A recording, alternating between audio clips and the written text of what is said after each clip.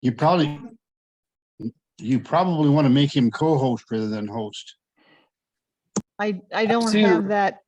I'm seeing a record button though. Okay, we'll go ahead and record this way. And Al will have to explain to me how this works anyway. Welcome everybody. This is our next to the last class series in this guild fly tying. And I'd like you to meet my new acquaintance, Tom Adams. He is from South Carolina. North Carolina. So close. That's so right. close. I was close enough. So take it away. And All right, I'm going to make you the host. Okie doke. Yeah.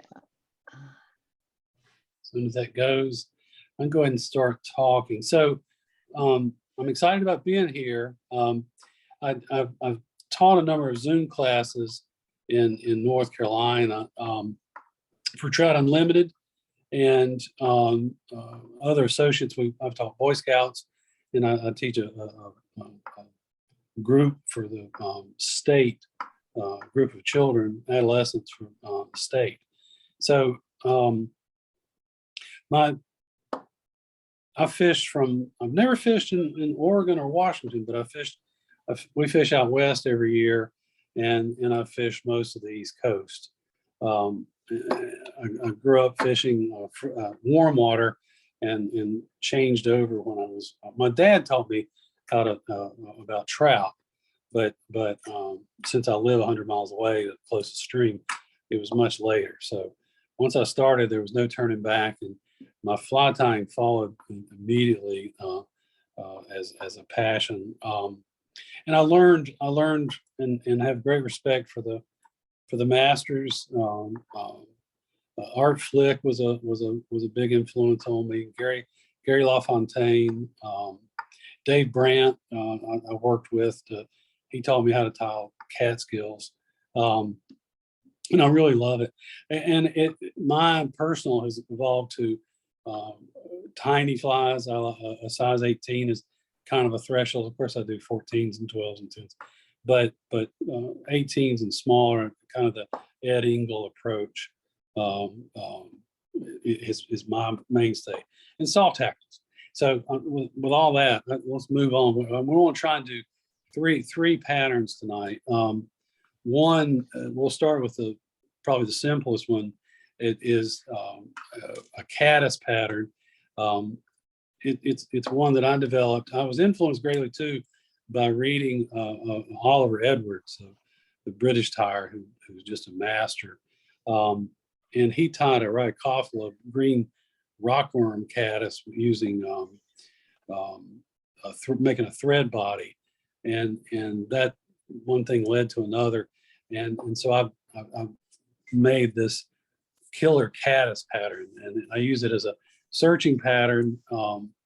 It's a bottom dragger. I can tie a 14 and a 16. 16 catches more fish, and I'll fish the 14 more as a lead fly to put some weight on. I use a tungsten bead. I'm going to switch to the other camera to put the fly in, and I'll have to zoom it in. Let's see, Sherry, it's not giving me apparently I'm not the host. Let's try it again. Yeah, I gave it to you. It's not giving me the screen.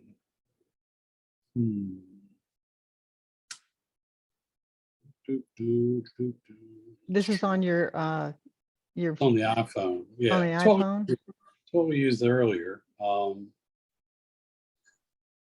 Let me see what the participant says. It says I'm the host. Yeah.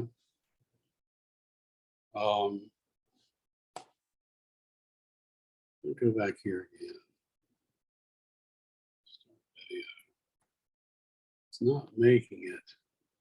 There. Let me see if maybe I can pin it. Do you want me to undo the host part and see Well, if maybe you can restart it, but it still shows me as the host. yeah. Let's see. Al, do you know why it wouldn't Why zoom am I not in if getting- you're on the iPhone part?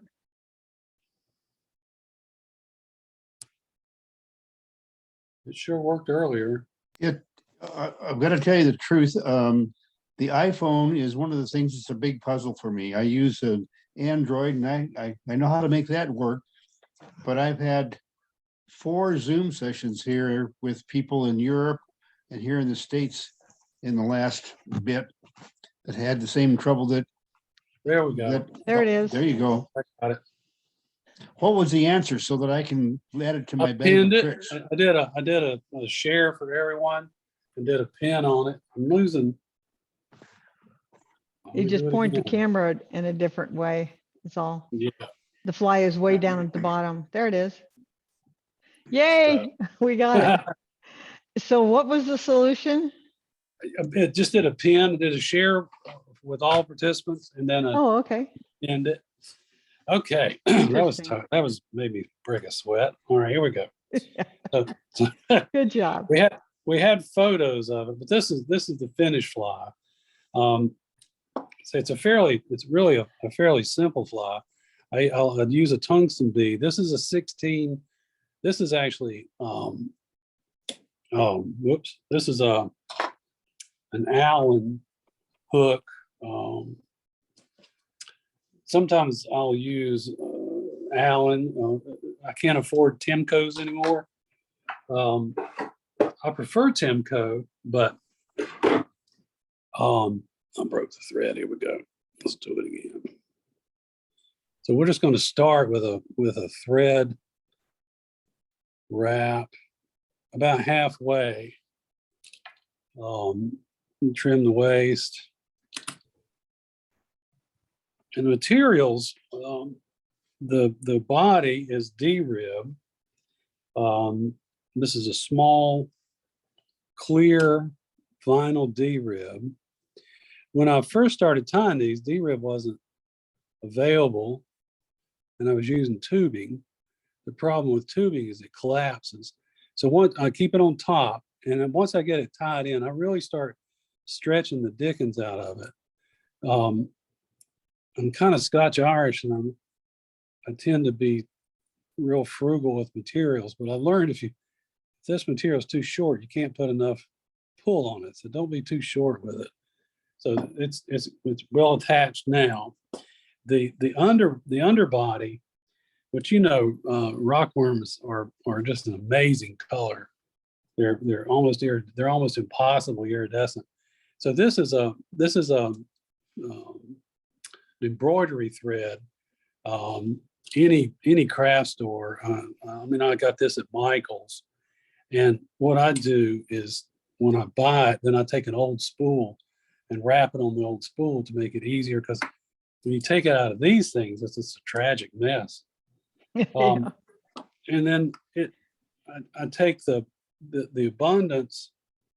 It's like eight strands, and reduce it to 2 strands, which is plenty for 14 or 16. And so I always square the tips up, and I tie it in a little further back. You see, I've left a small gap here. You want to keep that there just to allow for that last materials.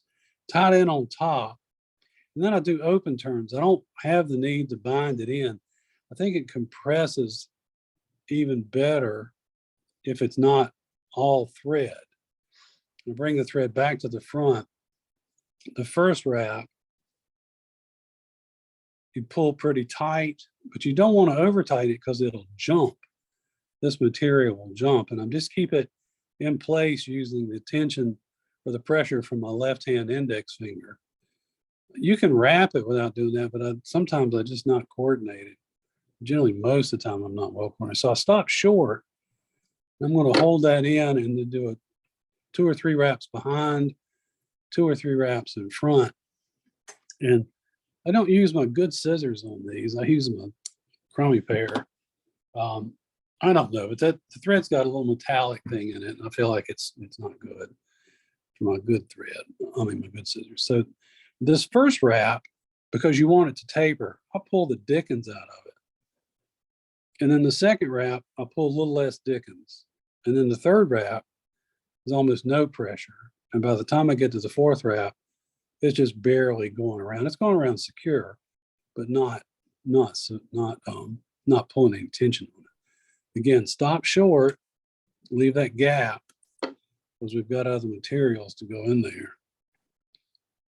I usually do 2 or 3 wraps behind, and then 1 or 2 in front, and then 1 more in the back. And then I'm going to trim it short. Is it showing well? Is everybody seeing it okay? Yeah, look, it looks good. Okay, good. So I'm just going to check the thread. All right. So the last, not the last material, the next material is partridge. And I like to choose, I'm sure it would be okay if you went further up the back and got the brown ones, but I've always used the lighter, the ones closer to the head. I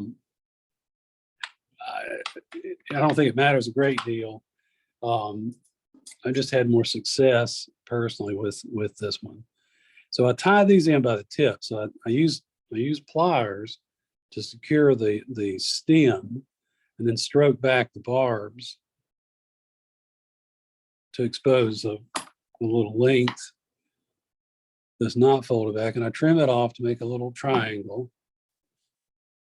And then I secure that with 2 or 3 turns. And half the time it comes out, but we'll see if it works. And then I just use hackle pliers and get it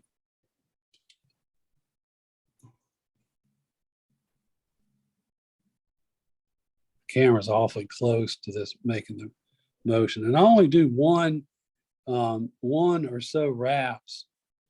In fact, this one's so full, I'm going to turn it. Can you still see it? No, I'll cheat Yeah, up a little we bit can see it. there. Oh, okay. And I'm just going to bind it in by wiggling through the barbs, get a couple wraps there and get it secured. And I'm going to trim the rest. Just a couple of stray legs that won't hurt. I'm going to push these back with my thumb and index finger, do a 2 or 3 turns to get them back in position. And then that's pretty much that. Then the last material, which is, we all know, the best material in the world, is peacock. And I'm looking for I have found also, I've quit buying peacock that's stripped into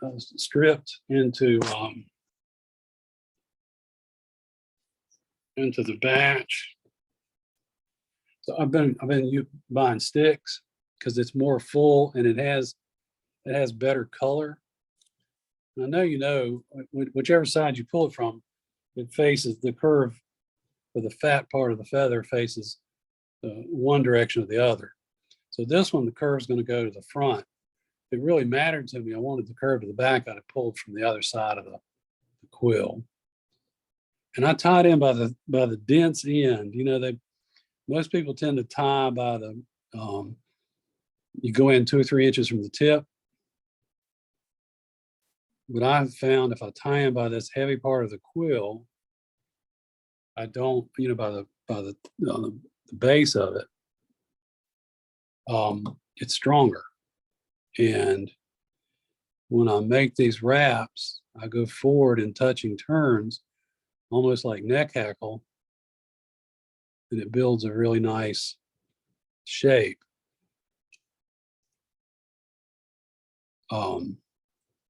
I also struggle with having this extra piece left over. I've always tried to use it and I never do it. End up having to throw them away after I have about 300 of them. So, and then that's it. It's a quick, simple fly. Was there a question? Talk about fishing it. Oh, sorry. Yeah. So, it's a bottom dweller. This is a perhaps an emerger. It's definitely a pupa state, and then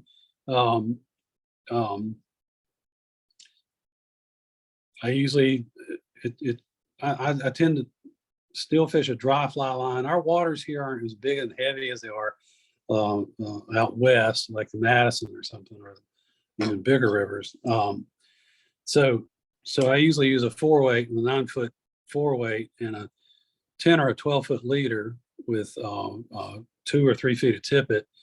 And I usually use a 4X and go down to a 5X for the first fly. And that's when I'll tie the size 14 on and just fish it. You can fish it Euro style and just drag it across the bottom, or fish with a, I was telling somebody the other day, a bobber, where you can fish with an indicator. And again, I really like Baetis flies, Baetis nymphs. They're highly productive, pheasant tails or any number of Baetis imitations.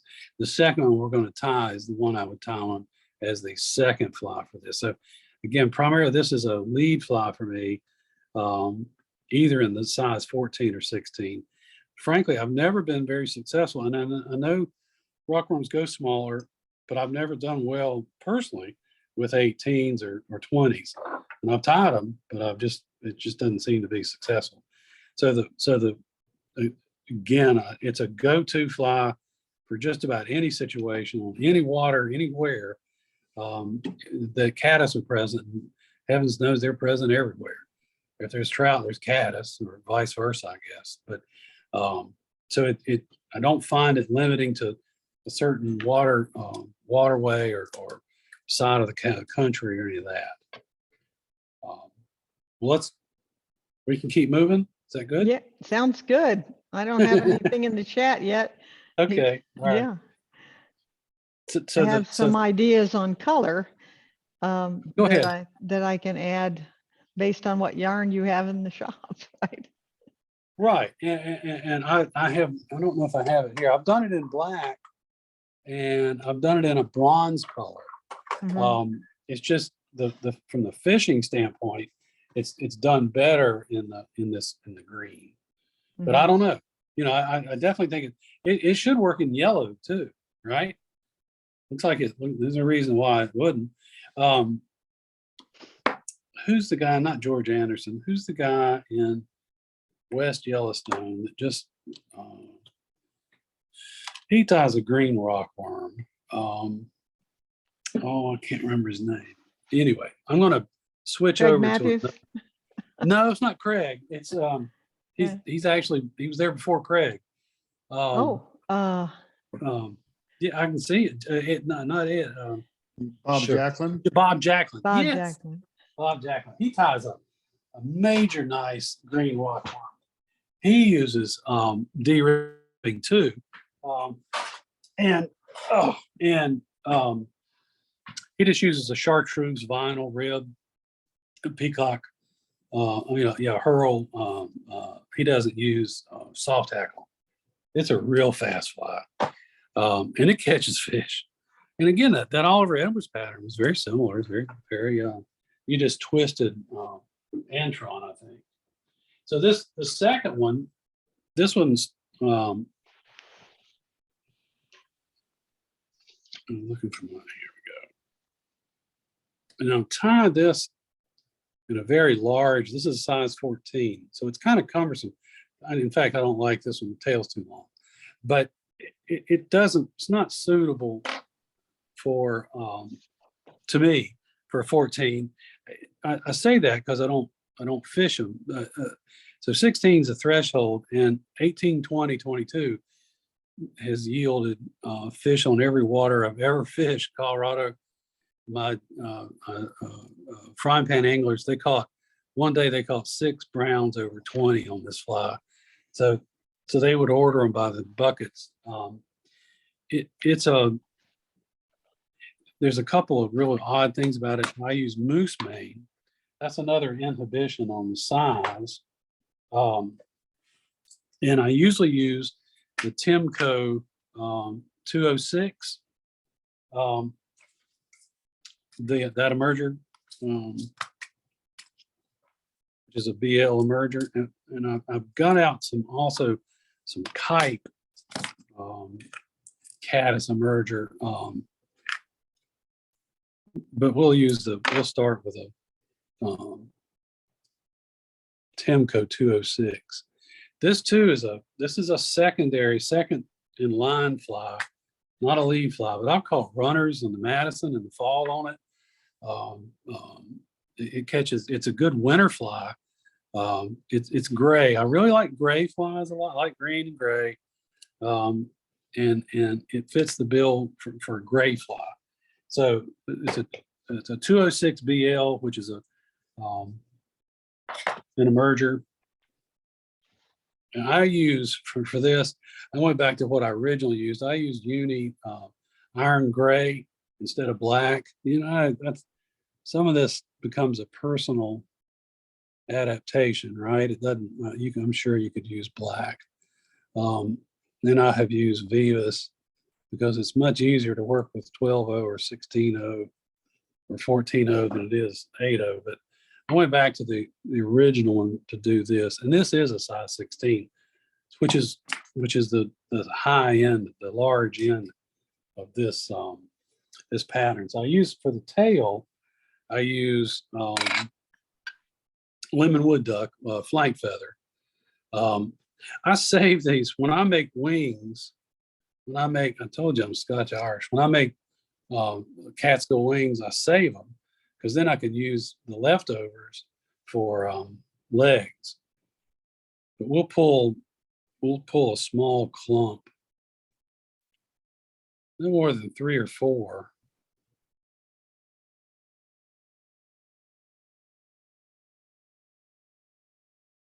Sometimes I get real finicky and just do 3. I don't honestly think at the end of the day it matters that much. And I like to tie the tail in so the curve goes up.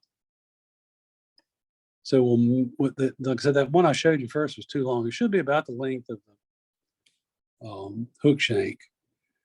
Tie them in on top. And then I go a little past the bend. So they're sort of pointing down.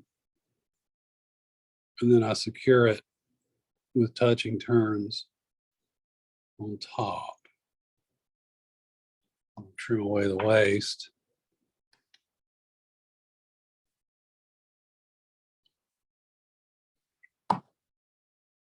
Now, this next part is ripe for substitutions, but we're going to stay with the original. I use for the body, I use moose, and it's abundant, you know, it's economical, but I'll go ahead and say it out loud. It is fragile. So for a while I was putting head cement back in the old days before the new body materials. I was putting head cement on it. And honestly, I have this theory that because this is soft, right? No trout ever told me that. Because it is soft, I think you get that extra millisecond of a convincing real insect texture when they bite it. So that's my story. And I'm sticking to it. You're sticking to it, huh? Because you could easily substitute strip quill for it. But we won't we won't here. This is what makes it special. So the downside, again, I'm gonna be just sadly honest, that you can only catch 120 incher on it, and then it's pretty chewed up. Oh, The way I darn. look, You have to do that. then you have to put another one on. Darn it, exactly. How terrible is that? So the first wrap, this stuff compresses. It's round, and I'm going to hold it here with my index finger and go ahead and switch over to some hackle pliers. Sometimes I don't use them. Sometimes I do. I will for this. So these are just touching turns. It's a little harder for me with the camera right here. It makes a very sexy body. Oops. See, I couldn't. oftentimes with hackle pliers, I'll pull too hard and I'm real cramped with the camera. Let me get rid of that. We'll just do it again once more with feeling. The hair is kind of varying color too. Get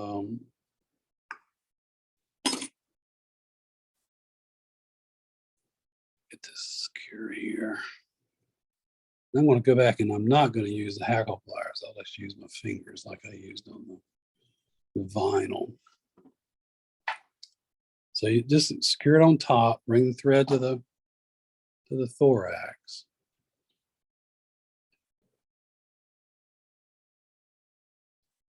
And you can tie a knot and a hitch in the thread and use your rotary to spin it on. That's not one of my habits.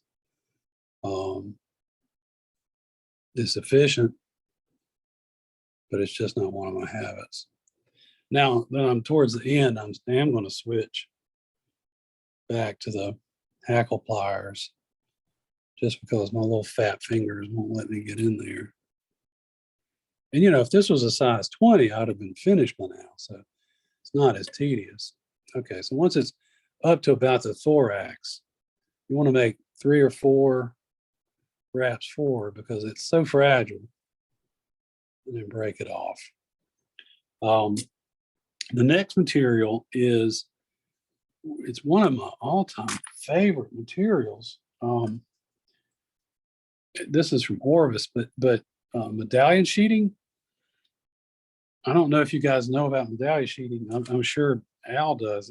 Shane Stalcup first found and developed and made medallion sheeting. He got it out of by dumpster diving. It's actually a material used in packaging on goods sent from the Orient to the United States. So he dumpster dived and found this waxy material, and then you tape it to a board, one on either end, and use markers to mark it up. It's similar to, you might think it was Swiss straw. It's not as brittle as Swiss straw.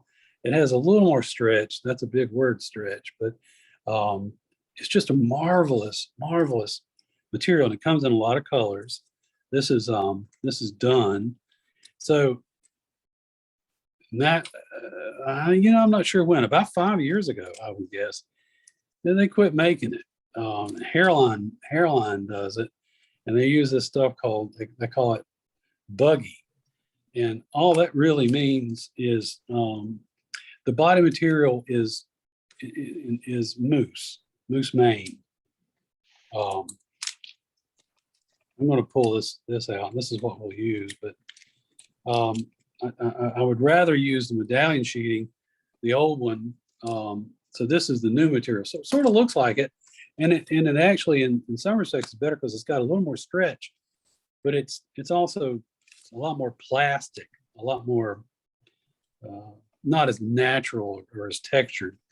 The surface is not nearly as textured, but it's what we can get now. I looked online for years. I would go to shops that were small shops. I'd look when I was out west, and I never found any. I bought all I could find. That's how I ended up with that Orvis stuff. So what you want to do is take a section, and when I prepare it, this is folded into four pieces, and I unfold it so there's only one length. I tried doing multiples where it's all folded together and do a cut, and I just made a mess. So just cut this into into one length, and then I lay it down on a cutting board and with a straight edge, so I have uniform sections. And I pre-make. I thought I set them out. I pre-make. I don't see them. Anyway, I'll make up several dozen or even 100, depends on how many files I'm tying. So once it's made up, we're going to tie this in for the wing case, and it's an easy tie-in. it needs to be bigger than you would think. If you make it too narrow, it does not wrap around the thorax, but in a proper manner. So once I have it secured, you check to make sure you're still centered.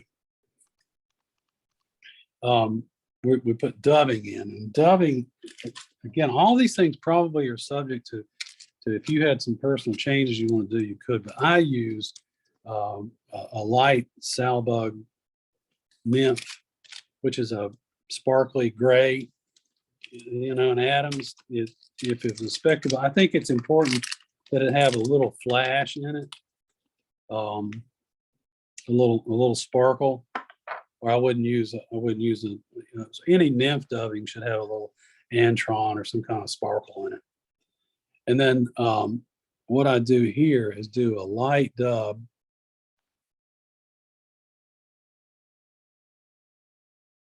to establish the thorax, and I'm not overly tightening it. And for the legs, we're going to use partridge again. There it is. And this all going back to my cheapness too.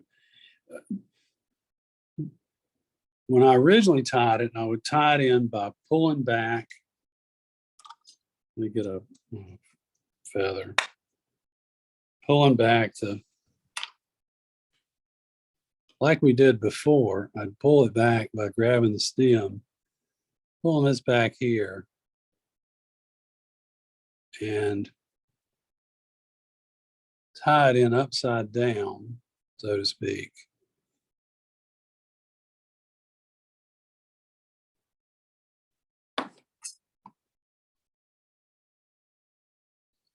Leave it a little longer. Tie it in upside down with a couple of turns here and go through, then bring it forward, stroke these back a little bit, do your wiggle, trying to catch one more fiber here, and trap it right there. When you do that, I didn't make any wraps. I'm going to bring the wing case over to trap those legs, and then trap the wing case. Now, I'm going to take this apart in just a second. The advantage to this is it seriously separates the legs, so there's a good space between each one. If it was Oliver Edwards, he'd run a line of thread between each barb. I'm not going to do that, but so that's cool. All right, it makes an abundantly cool fly, but it's tedious and hard to do.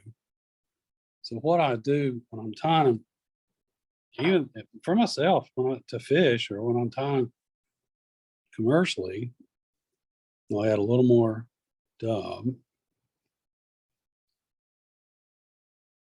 Then I use a feather that has been previously used, or I dress it so that it's down like this. Sherry, this is not altogether different from that trick of yours. The hackle handle? The hackle handle. So I'll stroke these back, the ones I don't want. So you kind of get a rough count. And also, you know what? I don't understand this exactly. Maybe somebody could tell me, they got 6 legs, right? Well, this must be 2 dozen. But when you tie them in, it looks better. So I'm going to 2 turns just in front of the dub. I'm going to bring this over. I'm going to cheat it in a little bit. I'm going to pull it. Then I'm going to wiggle this through so it's still on top. Put a light turn. I'm not doing any pressure. Now I can adjust the legs to whatever length I choose. And that's what I like that. And I'm going to, I'm going to leave them kind of long. I'm doing another turn. Now that's secured. We'll bring it back. Do one here. Bring this back. Get the head built up. And I'm going to trim away the waist. I like that a lot. That came because I'm such a stingy rascal. I find I can, and also well, first of all, partridge has gotten silly expensive, but I have this major adjustment that I can do. And then I do enough wraps to secure that and make a decent head out of it. Oops.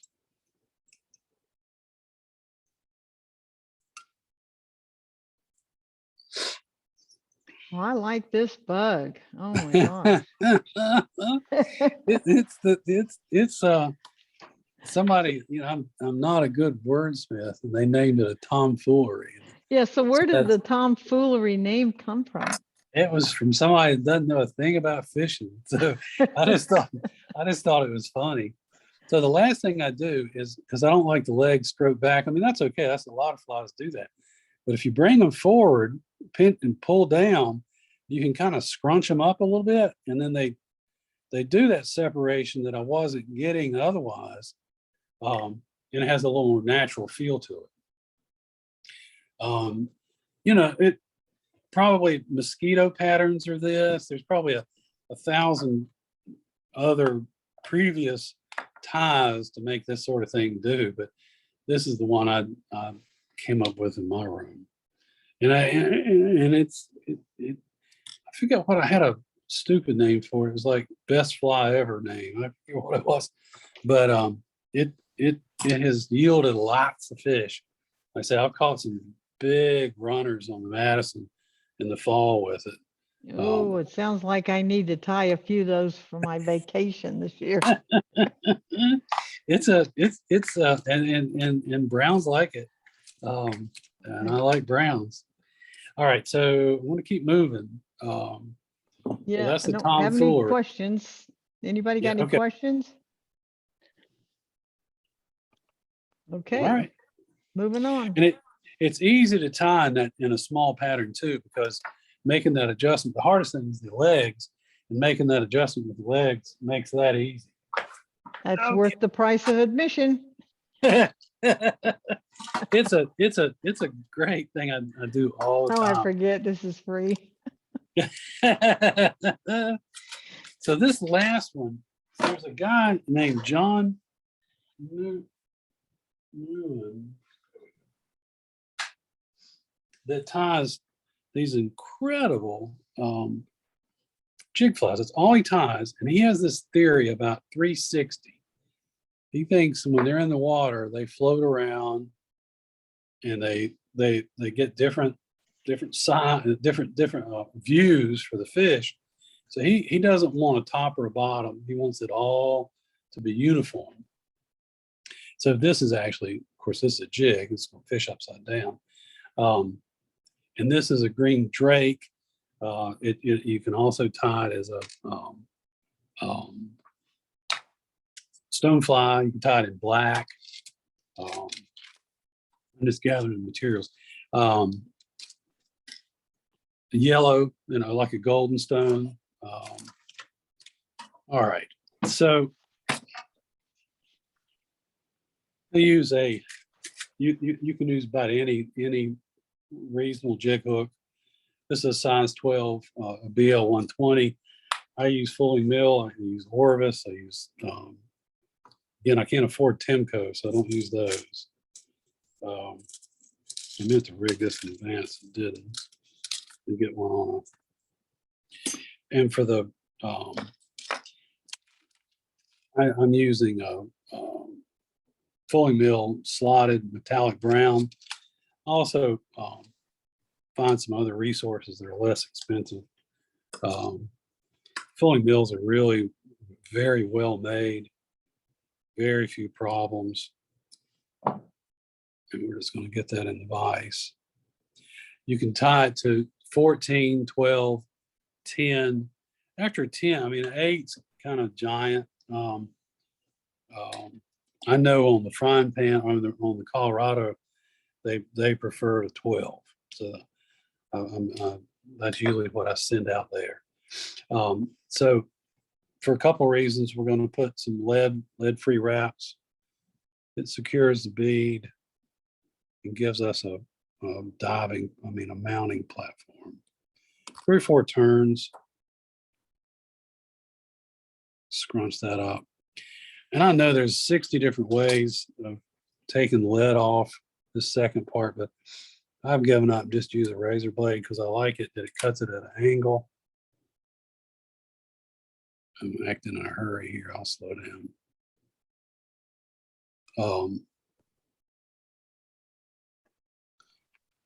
And white thread for this, and you'll see why. You want to secure the lead first. Extra wraps. I keep the head clear. Then I don't do many to make a dam, just 2 or 3 turns to secure it. And that's so we can build up materials without a bump, because it's got several materials. So the legs are the silly legs. I'm sure you could use round rubber.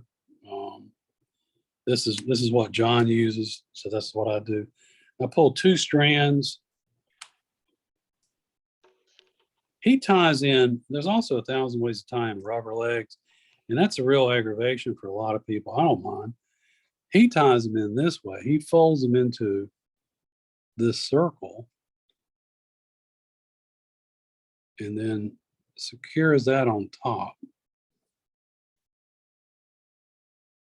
And that's why we left that gap, so it doesn't leave a bump. I don't like that. He likes it because it ends up, he likes the way it ends up. I just trap it this way, pull this back, do 1 X, and then stretch them, keeping them on top. I'm not doing touching turns at this point. Back to the hook bend. And now I'm putting pressure on going forward. I just think it builds a better body. The thing we want to do, the reason I keep wrapping, I'm using 12-0.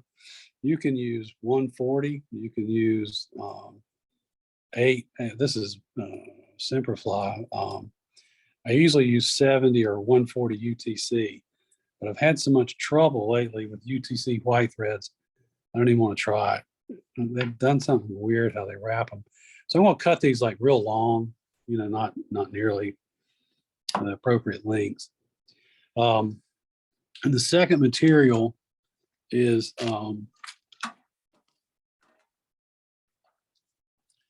Hen's body glass. This is number 39. That shows up, which is an olive brown. You can use olive brown D-rib from Hairline.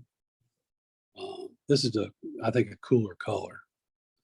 So I'm going to tie it in just where that lead stops. Secure it on top, if I can do it. There we go. Get it trapped and then keep it on top. And again, just like that other D-rib, I'm pulling like the Dickens, and I'm stopping short. See, I'm not going all the way to the back. I'm going to stop short.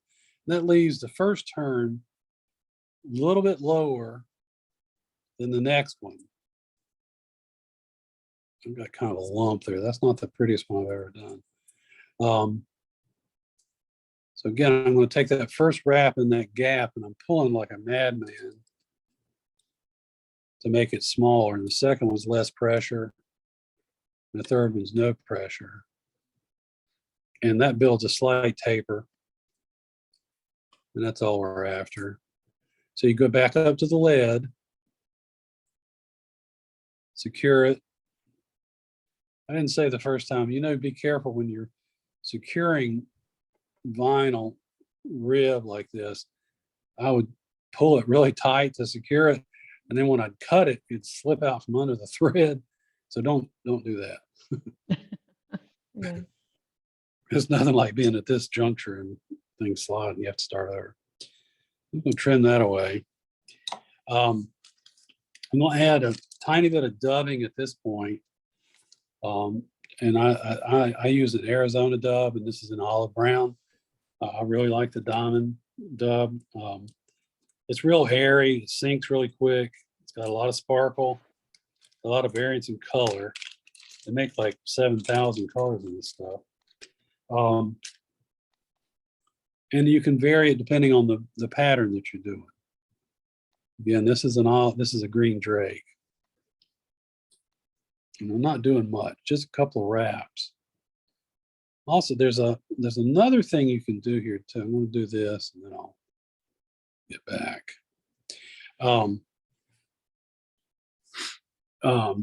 You can, I'm getting ready to make the legs. And this is a Brahma. Oh, this is a whiting. These are the best things ever. Whiting Brahma hen. That's the greatest. I just love Tom Whiting. He's like a genius. So, and this is a olive golden dyed white. I'm gonna strip this.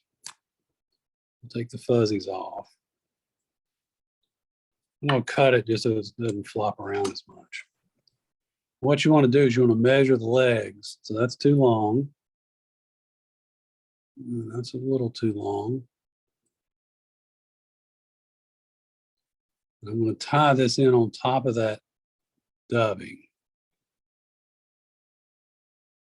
So what I was saying we're not going to do is you can also make a dubbing loop and mix the fibers in with the dubbing loop and use that fancy tool, the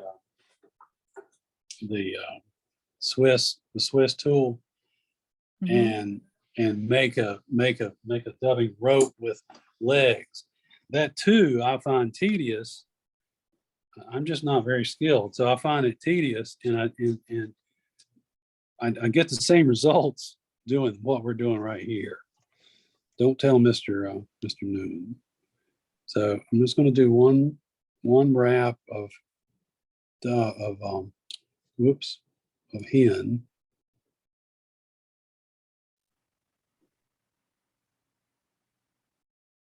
Stroke these back.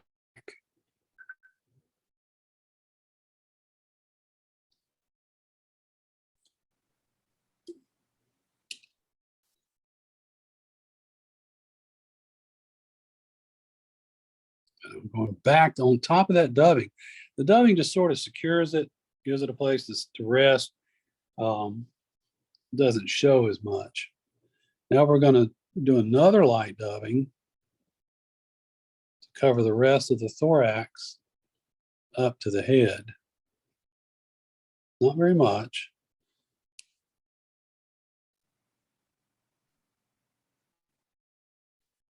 We're ready to tie the legs in. We're about finished. I tie the leg closest to us first, and this is the leftover from that initial. And I'm just going to get it wrapped over and then place it. You want to make sure the front legs are long. We'll do a couple of wraps. And then there's almost enough to cheat and do the other side, but I get nervous and don't. So I take another full length, lay it on its side.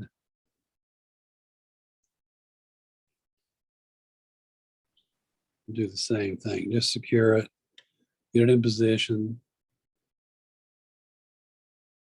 And then a couple firm wraps replacement. We're going to adjust them in a second. Now, the last thing I use, since it's white thread, I can't bear to have white thread exposed. So I use a Sharpie. You can use, whatever, anything with color, whatever marker you want to use. And I just color this thread even before I dub it. I don't want that white thread to show through the dubbing or any of that. And again, it's not overly dubbed because you've got a lot of material going on here, and it'll be fat as I am if you're not careful. So you don't want that.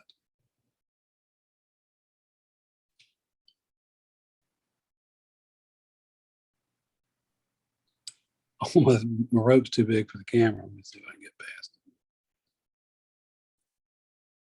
I want this pretty, I'm putting a little pressure on this. 2 or 3 wraps to finish the body, and then you want 2 or 3 wraps in front. I'm going to put a little more ink on this to do the whip finish.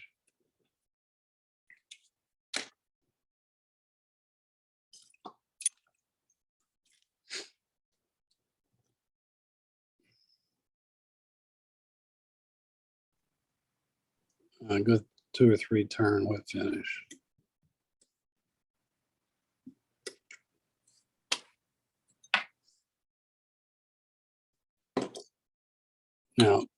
Now you can adjust your legs to, you want them to be kind of centered. You want to shorten the back ones to a little longer than the hook shank, and I'm going to take this one a little longer than the hook shank.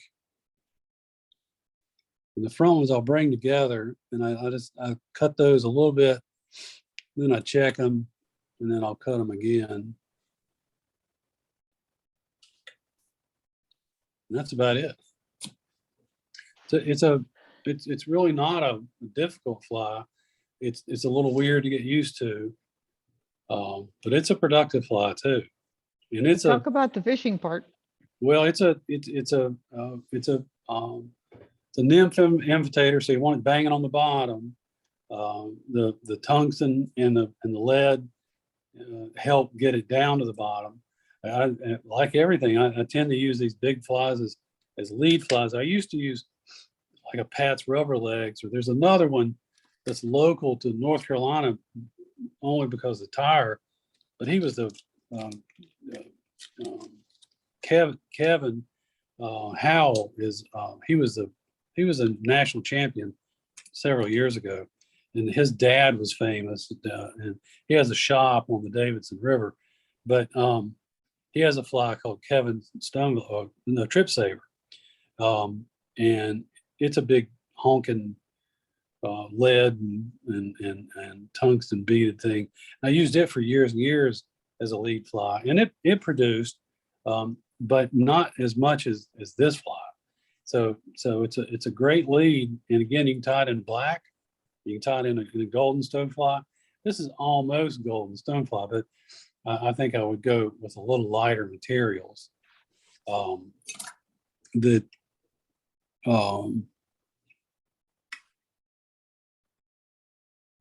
And I even I